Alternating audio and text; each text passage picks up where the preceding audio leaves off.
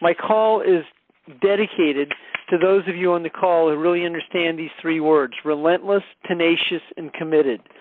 So what do these three words mean when brought together? The trifecta of these three words: relentless, tenacious, and committed. It means success.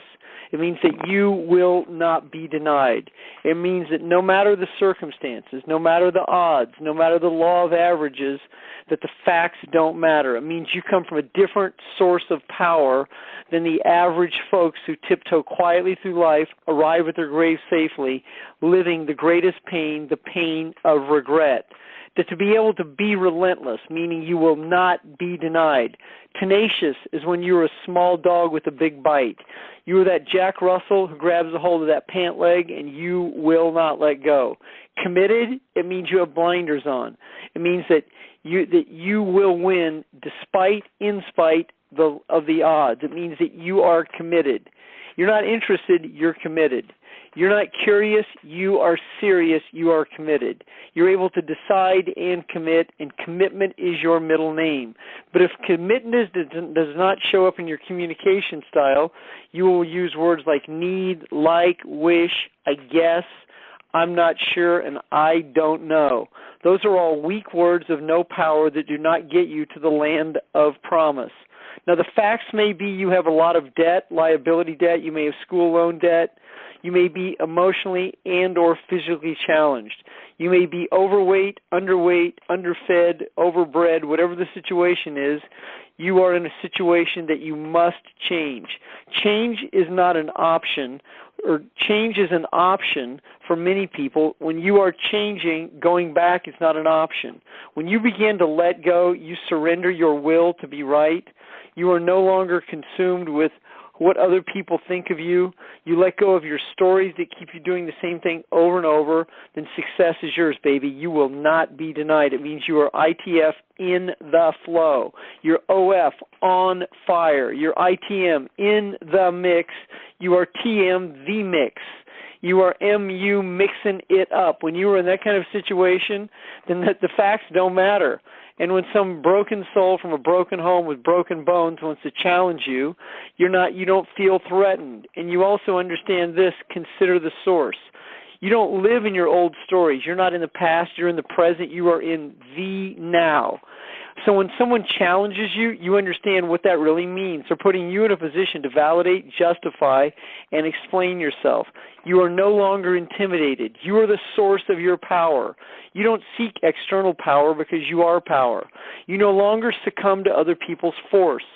People that use force attempt to force you into being their counterforce.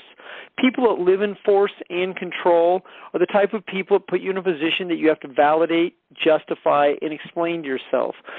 People ask me, why do you live in Stockton, California? Now, they say that condescendingly, and what they really mean is, why do you live in a cow town in the sticks in the middle of nowhere where there's a lot of crime? Isn't that where the highest crime city in California? Isn't that where the mortgage collapse happened? Didn't that city go bankrupt? When people ask me questions like that, I understand the cause that creates the effect. I understand this: CTS, consider the source. What kind of person asks a question like that? Someone who attempts to belittle, put us down, put us in our place, keep us locked up, shackled, keep us without our dreams, stealing our dreams, keeping us in a situation that we have to validate, justify, and explain ourselves. But when you become the power of your power, you are the source of your source, when you begin to let go, when you are vulnerable, vulnerable has more than one meaning. Vulnerable means you're connectable, ability to relate. When you are no longer in conflict, you no longer have a conflict consciousness. You no longer have buttons that can be pushed because you are the emperor who does not wear clothes anymore. It means that you are transparent.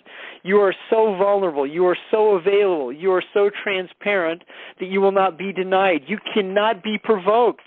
You don't get angry because you have released your unresolved anger. When you live in that space, that's what it means. You will not be denied.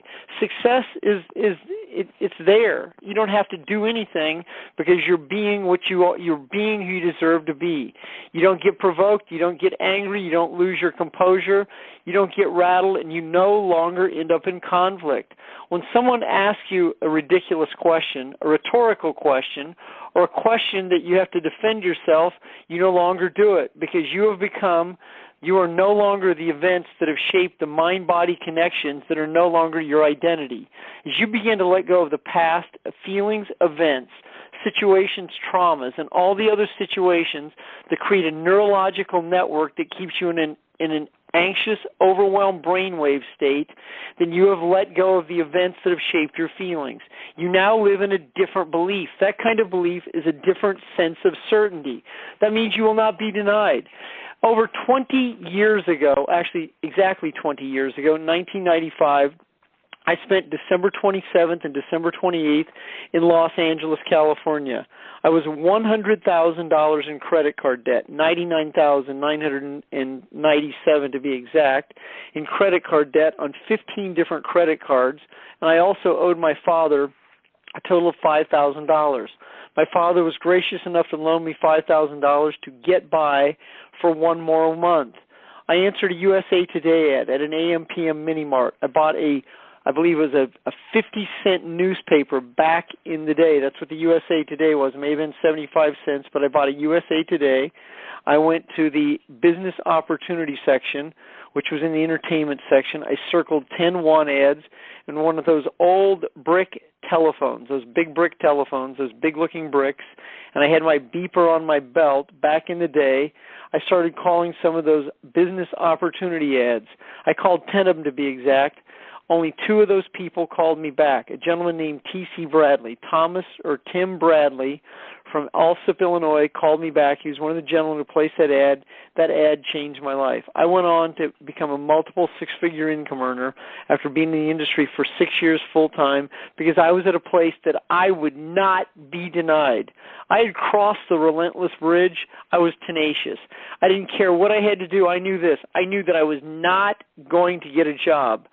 I had romanced the possibility of, oh my God, I might have to get 2 jobs to pay out this debt. I knew I wasn't filing bankruptcy. I just wasn't going to do that because I just wasn't going to do that. I was not going to do that. I had committed myself. No one put a gun to my head. I would find a way to pay it off. The problem with that was I figured it would take me about 7 years if I had a commission sales job and waited tables. That was a very remote possibility for me. That was the doubt that was lingering in the back of my unconscious. Wow, what if I really had to go back and get a job? It would have been so humbling. It would have been embarrassing. I didn't know how I could face myself. That was a very remote option. The other option was find a business because I was out of business at the point. I had reached a stage of burnout. I had been resting up for 6 months, reading my Robert Ludlum novels, my spy novels. I was not reading personal development. I was not listening to audio cassette tapes because that's what they were back then. I put my Think and Grow Rich on the shelf. I was not listening to any more of my Tom Big Al Schreider. I was not listening to any of Jim Rohn's cassettes at that point. I was at a burnout stage. I reached rock bottom spiritually, emotionally, and most importantly, financially on December 27th and 28th, 1995. I picked myself back up. That's when I decided to become relentless.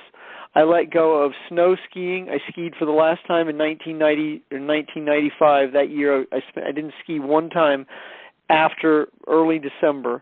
I gave up my racquetball membership at my club. I didn't give up exercise, but I gave up my health club membership. I was willing to do whatever I had to take. In the song Rodeo by Garth Brooks, there's a quote that says, he'll sell off everything he owns just to pay to play the game. That means that he's willing to do whatever has to happen. He's willing to do whatever it takes. But see, to do whatever it takes, you have to know what is required. If you don't really have a daily game plan, a daily method of operation, if you don't have clearly defined short-term goals, if you don't have a 90-day game plan, then what you have is a wish. And if you have a wish, then you're going to wing it. But when you cross that bridge and you let go of your control that keeps you out of control, and you understand that the word discipline means disciple of, and you become a disciple of your own success, and you're willing to let go of whatever you have to let go of to be able to own your dreams, when you come from that place of vulnerability, when you can drop a tear or two because it means that much to you, when you have that grit and that sand in your teeth, when you have that F you type of attitude, when you really carry that, when you do whatever is required, and you have that kind of angsty angst, and you have that edge, when you put that kind of edge on, then you will not be denied. When you grind your teeth from a place that is not from anxiety, but is a place called angst, and you have that kind of grind going on, that's determination, baby. When you have that kind of determination, you will not be denied. You will not come in second place. You will win. You will do whatever is required to win because you finally know that you are a winner. You let go of being a whiner. You stop whining about where you are in the pay plan. You stop whining about being an upside down leg. You stop whining about your sponsor, your upline, your crossline, your bottom line, your overline. You stop whining about situations that no longer disempower you. You step into a whole different level of power. You let go of your feelings of being brokenness. You let go of your feelings of being broken. You let go of feeling like you've been broken into and been violated. You let go of these type of feelings because you focus on results and solutions because you become the solution. When you become the solution to your problem, then your problem is no longer your problem. Your problem is someone else's problem, and you don't listen to someone else tell you that you're not going to make it. At the holidays is a very interesting time from perspective to be able to watch people in your circle of influence, which gives you a better understanding of cause and effect of why you do what you do. When you understand the conditions that you behave in, and you can be an objective observer in your own movie, and you no longer carry and hold on to the story that does not serve you, then you are rewriting your history. Now, if you're around somewhere in your book of life that you're writing about your journey, you're probably in chapter 6, 7, 8, or 9. Some of you are in chapter 1. You're just getting started. But if you're at that crossroads factor, where 2015 was a relapse year. You relapse back into old behaviors. You relapse back into some unresolved anger. You're stuck. You're not moving forward. Tonight, baby, that's what it's all about, right here, right now. When you say a new sheriff's in town, bring it on, chief. When you come from that kind of energy, then you will not be denied. When you can sweat from the small of your back and at the top of your temples because you begin to release and you understand and you have that grit and you have that edge on, then you will not be denied. I know what it's like to be right here, right now. I was here 20 years ago. I've attended AA meetings on New Year's Eve, Christmas Eve, because I had nowhere else to go. I had to go to that place so I could hear the message. And I didn't get confused with how dingy the rooms were. The coffee cups were styrofoam cups, or people were saying, I'm an alcoholic. I have so many people say, I can't go to those meetings because I can't say I'm an alcoholic. I go, then you're confusing the message. You're not hearing the message. You're here to hear you're there to hear the message, not to find the flaw. Unfortunately, so many people find the flaw and then they miss the message. The messenger is showing up, but you have to be receptive to the message. But if you miss the message because you couldn't accept the messenger, because your ego is bigger than your bank account, then you will continue to tiptoe quietly through life being a brilliant victim. And if you're ready to let go of being a brilliant victim and become a victor, then you become relentless. In your quest, you're not relentless for knowledge. You become relentless for success. And when you realize that you're in a business of attraction, not transactions, that your destiny is a direct reflection of who you attract, then you might just get real that you continue to attract codependent people who suck the life out of you. When you get honest with yourself and objective and realize that you attract a lot of conflict so you can be in unresolved anger, and you get rigorously honest with yourself, that means you let go of being a pathological lying addict who does the same thing over and over. When you can really get down and look at yourself in the mirror and you can see why you do what you do, when you can become objective and not judge yourself for what you've done, and you start to look at what you do, then you can change. But you can't change in denial. If you have to know all the facts and all the figures and everything has to be perfect, and if you go out of your way to alienate the good people that could be in your life so you can justify being a victim, then you better take a good look at who you are and what you're doing, because you're going to continue to attract your reality people and situations to fulfill your feelings of disappointment. When you realize that you've been disappointed a lot of your life and you're objective enough to understand that that's an effect, not a cause, and you can look at the events that shape those feelings, then you can begin to let go. Letting go is not a how-to. Letting go is a decision. Letting go is not an action. Letting go is emotional. Letting go is not physical. Letting go is spiritual. When you begin to let go of the cause that creates the effect and you have a better understanding in spiritual law why you do what you do, you'll begin to change what you attract. As you begin to change what you attract, a few people begin to show up. And when they begin to show up, then it's showtime. Showtime is all the time when you were in the game. Showtime means that you are in the show. You're in the big leagues. You have the opportunity to create what the free market will bear. You'll stop worrying about what broken souls from broken homes say about you, and you'll let go of your own brokenness so you can step into your power. You will let go of your conflict consciousness that continues to attract and create people to keep you in conflict. You'll stop attracting people who violate you. You'll stop attracting people who undermine you. When you are no longer the mind-body connection to the events that have shaped your feelings, then you will reinvent and rewire your neurological network of your brain that keeps you doing the same thing over and over. You can change virtually right now, but not by how-to. You have to let go of your how-tos and start to ask yourself why. That's why number one. Why number two is your why.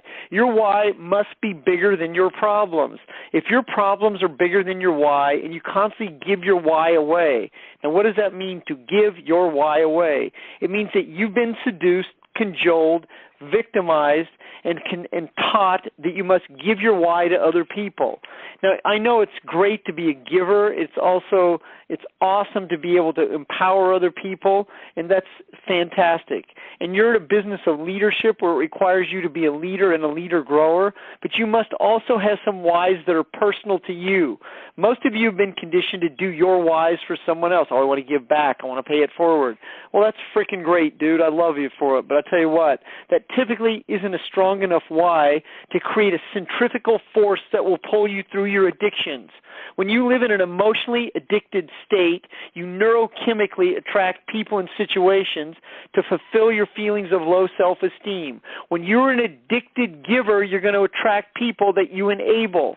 Now, when you come from power, power does not require force. When you come from power, then you empower, not enable. When you understand the difference, then you begin to attract to your reality people and situations that you can collaborate with rather than be competitive with or save or rescue or enable. You cannot build a sports team by enabling the team. You have to be the leader of the team, contribute to the team, and collaborate the team. It's a team effort. You can't make it on your own in a leveraged business. You have to be able to attract people to your reality that can produce, collaborate, that can receive benefits and features from the value of the products and services. Now, we do transactions. People buy products and services and receive value from it. In many of your companies that you represent, people get instant gratification from some of the products. They get instant gratification from the vanity products. They get instant gratification from the wellness products. They get instant gratification from the energy products. They get instant gratification from the weight loss products, the detox products, these type of products, the skin cream products. They can receive some instant gratification. But if you want people to be in your circle of influence, you must also be able to attract people who are self-reliant, who are self-starters, who are able to produce on their own terms, on their own time frame. You want to get beyond being a trainer and a teacher. You're not a teacher any longer. You're a leader. You're a leader grower. You have to be able to step to the plate, strike 1, 2, 3, you're out, or you stay in the batter's box and you start to foul a few pitches off. You start to have a better understanding of the pitcher. You can read the situation for what it is. You have to make contacts. You have to get the wood on the ball. You have to put the ball in play. It's challenging to score on the bench. If you are a chronic avoider, you're not relentless. You're living in rejection. You're so consumed with being rejected that you can't be relentless. If you have a story about rejection, I don't like rejection, I don't like the word no. If you live in that kind of dialogue and drunkalogue, there's no way you can ever be tenacious. You have to be able to overcome your anxiety about being rejected. First of all, rejection is not typically what happens to you. When someone doesn't buy from you, they don't buy from you because they rejected you. They don't buy from you because you either didn't present well, didn't qualify them, or they weren't interested. A large percent of the population is not a qualified buyer. They are not seeking change. You have to let go of your control of finding people that need it. You want to be able to attract people who deserve it. There are many people in the land of promise who come from power, who are looking for a way to be empowered, who are looking for a way to change their life, who are looking for a way to create more value, who are able to come from service, who are also looking for a way to create wealth and want to be able to live the good life. It is your responsibility, i.e., the ability to respond, to attract your reality, people of like mind that you can partner with, to develop into prosperity partners. There are plenty of these people to go around. Leads must be a way of life. You must be very skilled at lead generation, lead creation, lead attraction. You must learn social media skills, how to create and or generate leads. You must be relentless when it comes to this task. Unfortunately, what most people do as they call a couple of people in their circle of influence, they send an email out, they don't get an instant gratification back, they send a Facebook message, they send a LinkedIn message, and they don't get an immediate gratification. You have to understand delayed gratification. Delayed gratification is a compounded effect. It's a centrifugal force. It's the undertow of what goes on in your subconscious, unconscious. Your subconscious has recorded every event that's ever happened to you. When you tell yourself, my childhood was a blur, I don't remember what happened between the 5th and 7th grade, I don't know what happened to me, your subconscious does because it is recorded. Your subconscious and your unconscious have come together and colluded to keep you in the dark. And what they do is they keep you in a I don't know state. And if you continue to tiptoe quietly around life in a I don't know, I guess, I'd like to. If I had to say, if you continue to foster language style like this, then you come from a place of uncertainty. That is disbelief, not belief. And that means that you straddle a fence. Your foot's on the dock and your foot's on the boat. You're not in the boat and you're not on the dock. That's what keeps you safe. That's your miserable, comfortable zone. Unfortunately, many people stay there. Your comfort zone is your failure zone. And if you're not hungry, then you aren't relentless. And if you're not tenacious, then you won't go beyond the call of duty. You will go to the edge of the earth where it's flat. You won't go over that cliff. You won't jump without a net. You won't do a backflip off the trampoline. I had the privilege of having Ron Eisner at one of my events in Long Island. Ron was a top-tier, exceptional man, the husband of Marie Eisner, another exceptional woman. Ron was an exceptional gymnast for the country of Israel. On command, I asked Ron if he could do a gymnastic technique for us. Ron, on command, did a backflip, sat down on a chair, played guitar with his wife, and they created a great experience on command. Now, when you come from that place, you are in the present, in the now, and in the know. You have let go of processing, thinking, analyzing, and living in your egoic mind because you have become so relentless, you stop thinking about it. You start feeling it. You come from feel, felt, rather than think, thought. You stop saying, I'm not sure if I can put myself out there. Where is out there? In the universal book of truth, what the frick does out there even mean? I'm not sure if I can put myself out there. What does out there mean? In Hanes underwear, in underwear you buy from JCPenney? What does that even mean, out there? Out there is in context. It's a term that means out of your body and in an uncomfortable zone. In reality, you have to learn to be comfortable in what your ego perceives to be uncomfortable. Your ego will do everything in its power to keep you in a place called stuck. It will do everything in its power to keep you in an inebriated emotional state called the familiar. The medical community will do everything in their power to intoxicate you on psychotropic, barbiturates, methamphetamine, pharmaceutical medication that keeps you dumbed down so you keep tiptoeing quietly through life, living in liability debt, not even understanding the mortgage you signed, not even understanding that you have volunteered for front-loaded loans where the payments you make never make any dent in the principal. You're only paying interest. Unfortunately, that's what so many people do because they do not understand the laws that govern money. You have to let go of your overwhelmed, intoxicated, anxious state and become tenacious, relentless, and committed to the cause that creates the effect. When you become cause-driven, facts do not matter. When facts do not matter, you will drop tears, you will drop pounds, you will drop weight, you will drop inches, you will drop whatever you have to drop to be able to become relentless. You will sell off everything you own just to pay to play the game. You will find that edgy edge that's uncomfortable for some people. And the people that it's uncomfortable with, you don't want them in your team anyway. You want to find the other people that have that edge, that slight edge, that edge of that they're no longer in denial, that they will not be denied. You require a few of those people that have that edge. Those are the kind of people who can handle conflict. They can handle confrontation.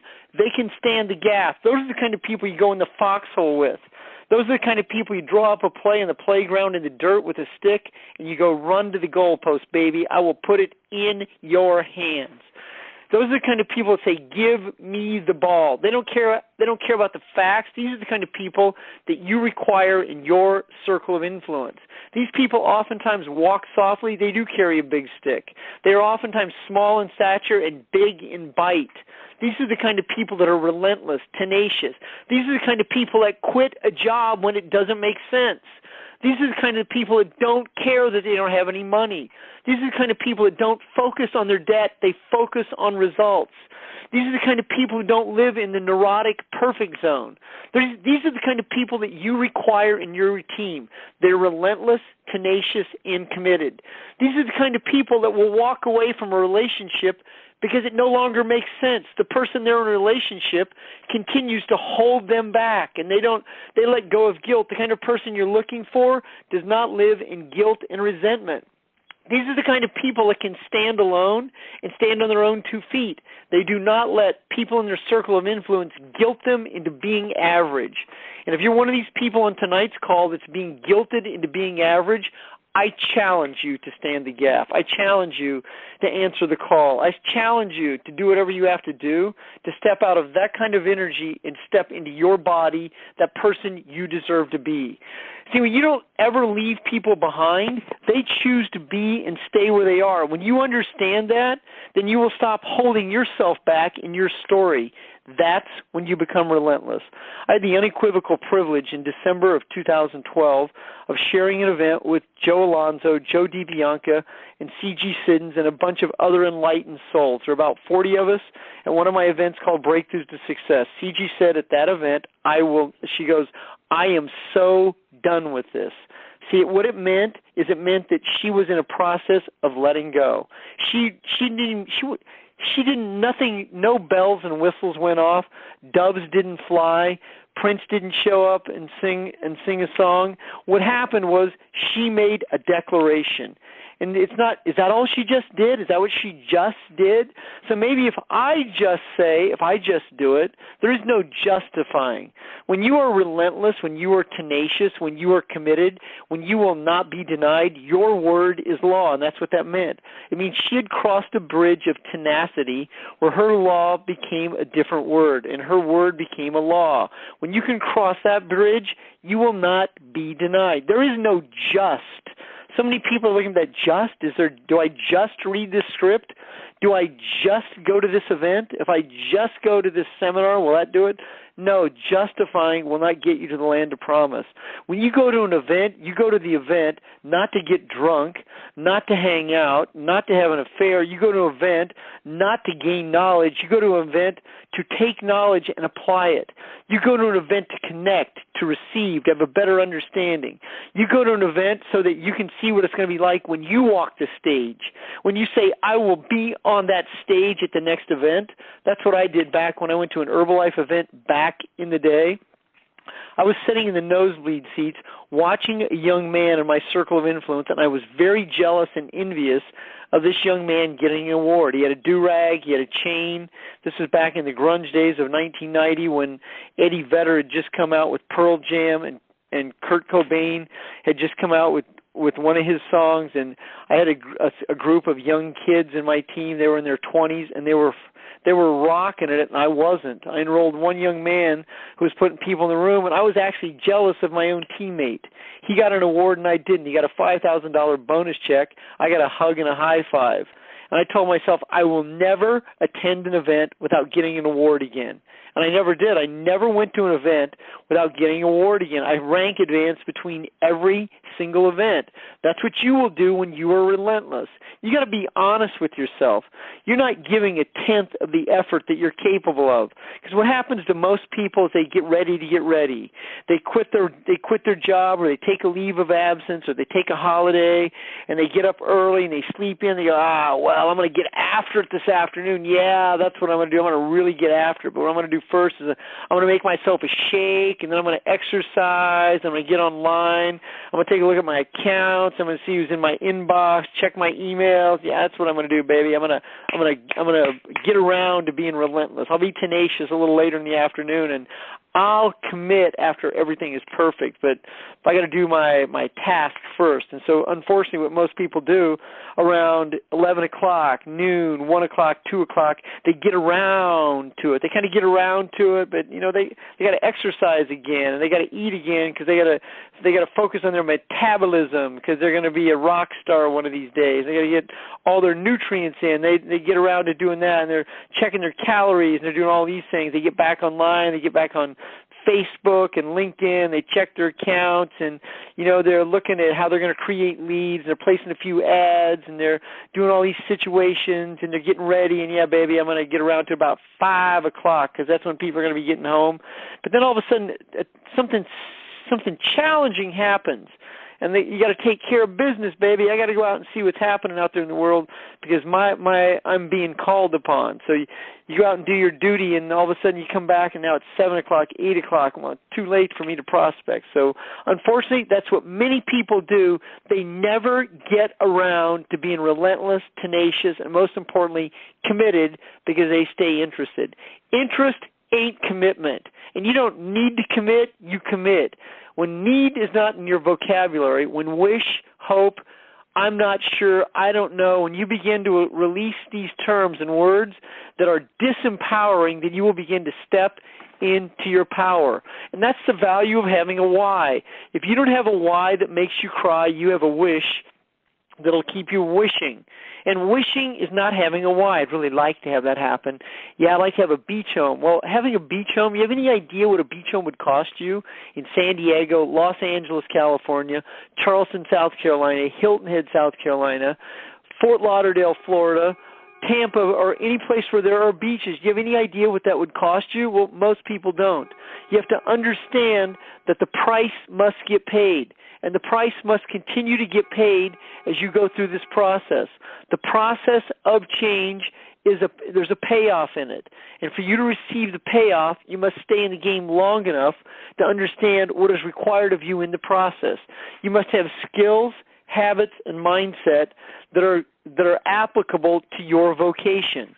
If you're going to be a songwriter, then you have to consistently be good at writing the lyrics.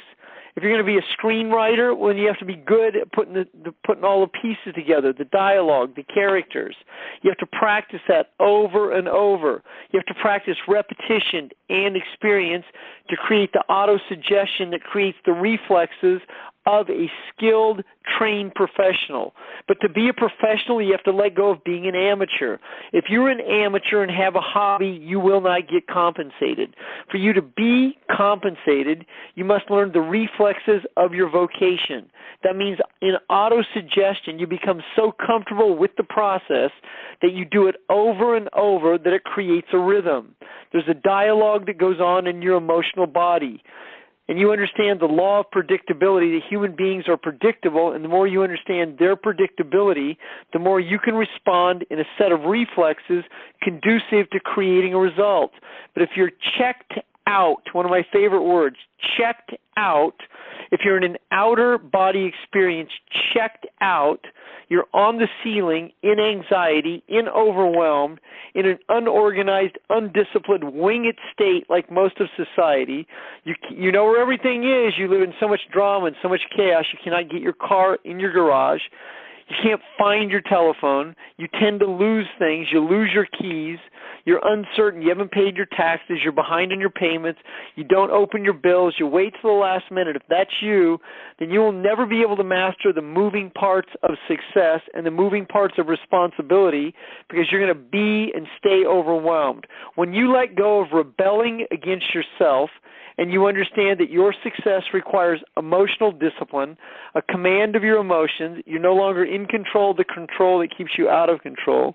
You start to practice the simple habits of your vocation.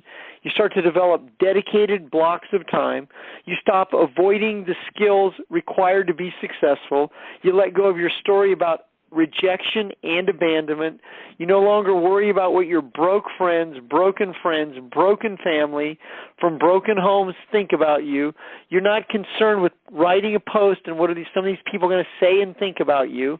You stop worrying about your vocation. What are people going to think of me? What are they going to think of me being in this industry? You know, there's a lot of negativity about. No, you're negative is what it is. I don't get that kind of negativity. When you actually interview people, you will find that the people who are successful in many endeavors don't attract negativity because they're not negative. You're going to attract negativity because of your own anxiety about negativity. And this is a very interesting equation. People ask me, what do you say when the prospect says this? Well, in reality, the prospect doesn't say that to me because I don't attract it. You will not understand that until you experience it. If you live in your logical, analytical, egoic mind trying to focus on all the how-tos, then you will never find the land of promise. The land of promise is paved with tenacity, relentlessness, and commitment. And you've got to go into the jungle long enough with your pocket knife to invent a chainsaw. Because for you to ever get out of the jungle of free enterprise, you have to be able to face your anxieties. And there is a door to freedom. It's right down that path, but I can't go down it. I don't know what's there. It's called the LOP. That's the land of paradise. Go right down that road. I have a recipe. I have a system, but I'm not sure if that system will work for me. I'd rather be overwhelmed in anxiety. I'm not sure if your system that will get me to the land of promise is good for me because I'm not sure if I'll be able to make that without being in conflict. When you have a conflict consciousness, when you attract people and situations to fulfill your anxiety, when you live in conflict and you require a counterforce to fulfill your force, if you grew up with passive-aggressive parents, people in your circle of influence that constantly put you in a position you have to validate, justify, and explain yourself, well, success would contradict your struggle. As you begin to let go of the cause that creates the effect, as you are no longer the mind-body connection to the events that shaped your anxiety, as you begin to let go of anger, hate, resentment, guilt, shame, abandonment, rejection, and overwhelmed feelings, you are no longer in fight or flight. You are no longer walking on pins and needles. You are no longer walking on eggshells. You're not concerned with making a mistake, getting in trouble. You're not concerned with offending someone. You don't want to put someone out. I asked one of my clients, she said, I don't want to put anyone out. I go, what does that mean? Does that mean you pick them up and set them on the step with the milk bottle? Is that what putting them out means? What does putting someone out mean? And I mean, it means what it means. It means whatever your brain takes an event and creates a meaning out of it. You want to be able to create new meaning out of cause and effect. You want to be able to understand what someone means, not what they say.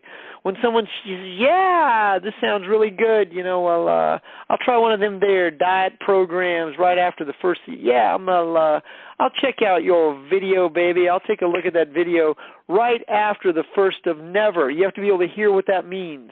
You have to hear what people mean, not just what they say.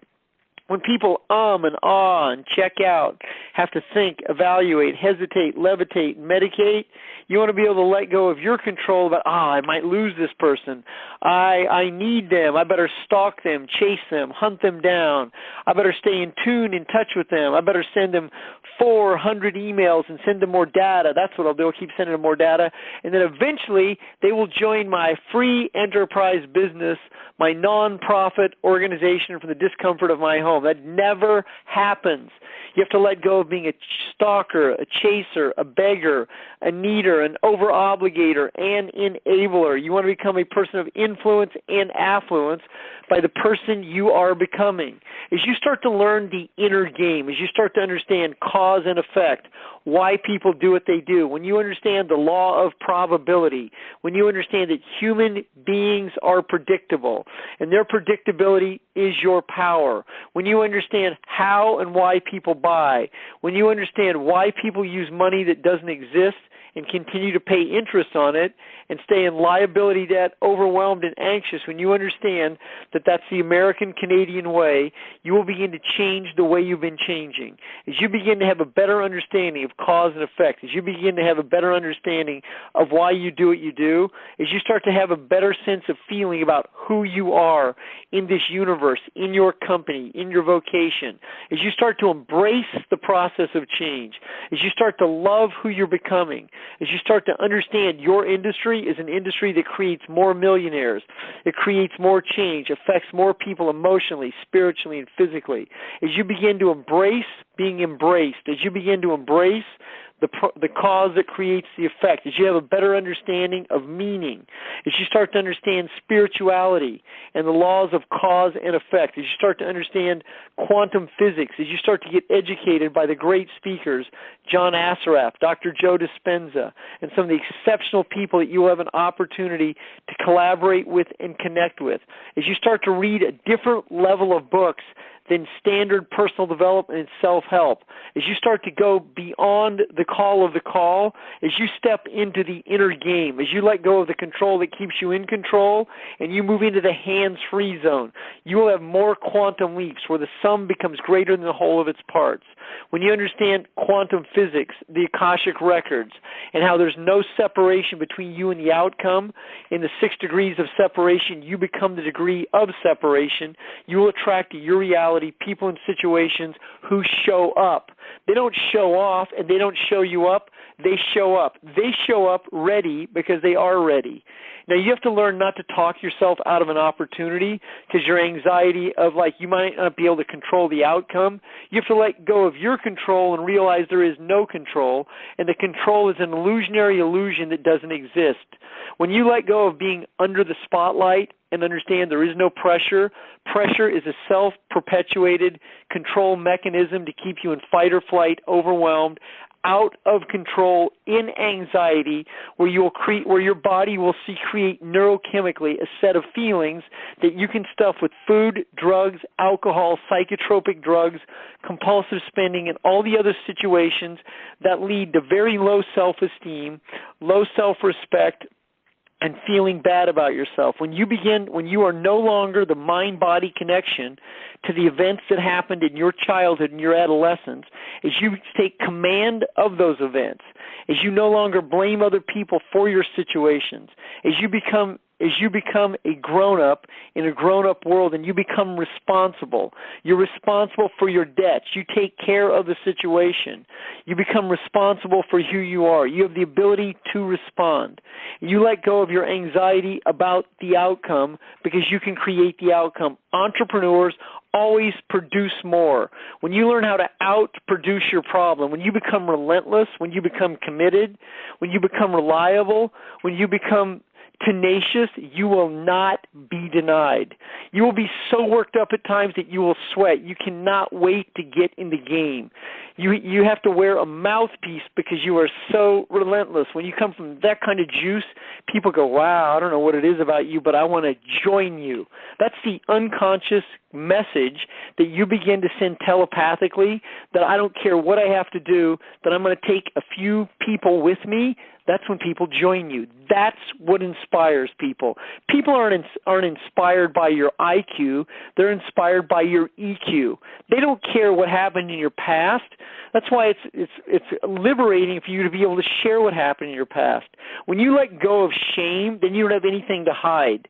When you're an emperor who takes his clothes off so people can see how vulnerable you are and how transparent you are, they go, wow, that guy is real. That woman has the frickin' juice. When you become that kind of person, people feel your edge. They want to be part of that edge, and they'll sweat with you. They'll go the extra mile because they know you'll go the extra mile. But you can't ever ask anyone to go where you don't have the courage to go first.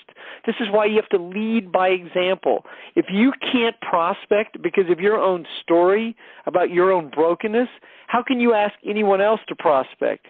If you won't learn how to create leads or write a post, how can you ask anyone else to do? I learned this real quickly in my game. Don't ever ask anyone else to do what you're not willing to break through. If you're not willing to break through, then how can you ask anyone else to break through with you? Breakthroughs are not physical. Breakthroughs are emotional. And there's no justing or jousting.